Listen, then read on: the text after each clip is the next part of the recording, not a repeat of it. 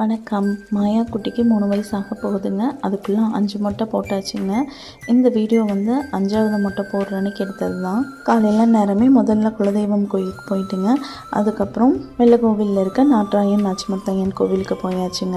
குட்டிக்கு முதல் மொட்டை பார்த்திங்கன்னா திருச்செந்தூரில் போட்டிருந்தோம். 2வது திருப்பதி, 3வது குலதெய்வ கோவிலில் காதும் குத்தியாச்சுங்க மொட்டை அடித்து. 4வது முடிக்க அன்னைக்கு பழனியில் அகன் குட்டிக்கு முதல் முடி எடுக்கும் போதே போட்டாச்சுங்க. 5வது பார்த்திங்கன்னா நாட்ராயன் நாச்சிமுத்தையன் கோவில். இந்த கோயிலோட வரலாறு கேட்டாலே அவ்வளோ ஆச்சரியமாக இருக்குதுங்க. அவ்வளோ பழமையான கோவில். நீங்கள் எல்லாமே நினைக்கலாம், எதுக்காக குழந்தைய போட்டு இவ்வளோ மொட்டை அடிச்சுட்டு சிரமப்படுத்துகிறாங்க அப்படின்னு.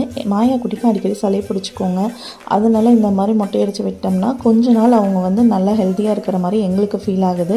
அண்ட் இதுக்கு பின்னாடி ஒரு சயின்டிஃபிக் ரீசனுமே இருக்குது. என்னென்னா மாயா குட்டிக்கு முடி சீக்கிரம் வளர்ந்துடும், ஆனால் அடர்த்தி இல்லைங்க. அதுவும் ஒரு ரீசன் தான். இப்படி திருப்பி திருப்பி மொட்டை போடுறப்ப கொஞ்சம் அடர்த்தியாக வருதுங்க. இந்த வீடியோவில் இந்த கோயிலோட வரலாறு பார்க்கலாங்க. நன்றி.